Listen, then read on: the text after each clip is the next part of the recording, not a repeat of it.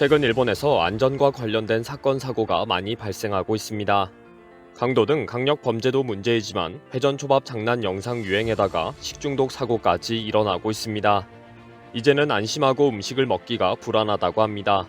어제는 일본의 최고 전통 료칸의 대욕탕물을 1년에 2번 교환해서 손님들이 병에 걸리는 일도 발생했습니다. 일본 전역의 온천에서 일본인은 절대 안 가는 곳이 수두룩하다고 합니다. 일본 여행하는 한국인들은 한국 컵라면만 먹다가 돌아오는 것이 가장 안전하다라는 말까지 나오고 있습니다. 오늘은 일본에서 발생하고 있는 식중독 사고들 소식을 전해드립니다. 아니사키스 기생충부터 캄필로박터균, 노로바이러스까지 발견되면서 큰 충격을 주고 있습니다.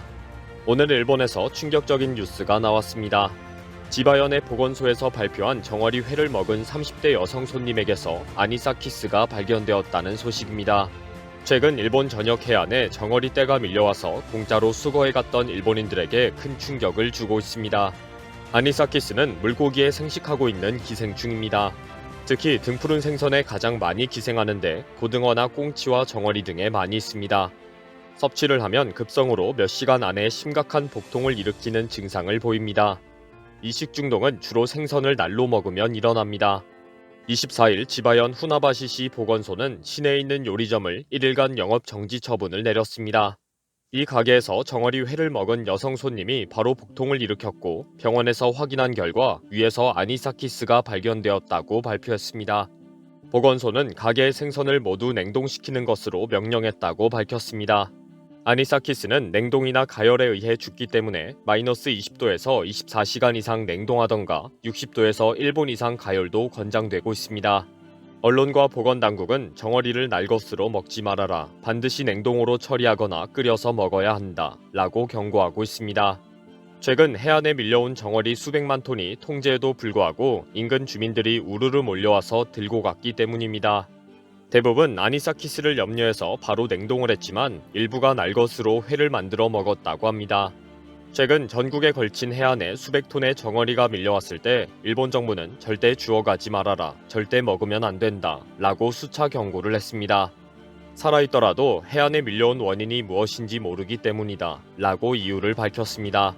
그러나 실제 일본 정부는 방사능이 검출되어 큰 사회 문제가 될지도 모른다는 우려를 했습니다. 정어리는 중금속이나 방사성 물질을 축적하기 쉬운 어종으로 알려져 있습니다. 후쿠시마 제1원자력 발전 사고 후에는 방사성 세슘 등의 검사를 받지 않은 정어리를 먹는 것은 피해야 한다고 경고한 적이 있습니다. 현재 지자체와 전문 기관들이 수거 작업을 하면서 방사능 유출 분석 작업을 하는 이유입니다.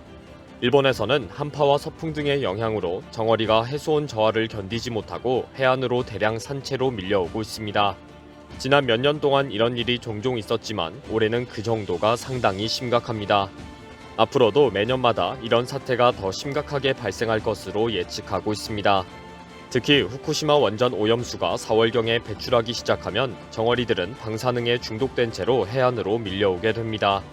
그런 상황에서 날것으로 먹게 되면 아니사키스로 인한 식중독 사고뿐 아니라 방사능에 노출되는 사태도 발생할 것으로 우려하고 있습니다. 문제는 앞으로 일본 바다의 안전은 최악으로 치달을 것으로 예상하고 있습니다. 해안에 밀려온 정어리 떼보다 더 많은 양의 정어리 사체가 인근 해저에 가라앉아 있다는 것입니다. 이는 해양 환경과 수산업에 악영향을 줄 수 있습니다. 시체에서 발생하는 유해 물질이나 악취가 수질을 오염시키거나 다른 어류나 조개류 등 생태계를 교란시킬 수 있습니다. 일본 정부는 현재 해양 환경 조사에 나간다고 결정했지만 워낙 넓은 지역이라 조사 계획조차 세우지 못하고 있습니다. 현재는 밀려온 정어리 떼를 수거하고 치우는 것도 벅찬 일이기 때문입니다. 제때 치우지 않으면서 일부 해안에는 벌써 악취가 풍기고 바닷물이 오염되고 있는 실정입니다. 해안 인근 주민들은 악취에 고통을 당하고 있지만 감당을 할 수 없는 양입니다. 이런 상황에서 오늘도 아오모리현의 해안에 정어리 떼가 50km에 걸쳐서 밀려왔습니다.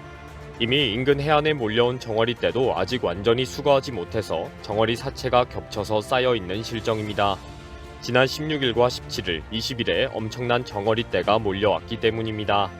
악취가 풍기기 때문에 지자체가 총출동해서 수거를 하고 있지만 전혀 감당이 안 되는 상황입니다. 이런 상황에 오늘 다시 해안 50km를 다 덮는 정어리 떼가 몰려왔습니다. 오후부터 벌써 썩기 시작하고 악취가 나기 시작하고 있습니다. 파도에 쓸려서 바다로 계속 밀려나기도 하고 해안으로 더 올라와서 쌓이고 있습니다. 그리고 며칠 전부터 일본 내에서는 식중독 사고가 계속 발생하고 있습니다. 제대로 안심하고 먹을 수가 없을 정도로 많은 곳에서 발생하고 있습니다. 구마현의 한 음식점에서는 캄필로박터에 의한 식중독이 발생해서 영업정지 처분을 받았습니다. 꼬치구이 가게에서 음식을 먹은 8명이 식중독 증세를 호소했는데 모두 캄필로박터가 검출되었습니다. 캄필로박터는 닭에서 기생하는 병균인데 닭을 만진 손으로 다른 요리를 했다고 합니다. 현재 일본 전역에서 이런 바이러스에 의한 식중독 사고가 일어나고 있습니다.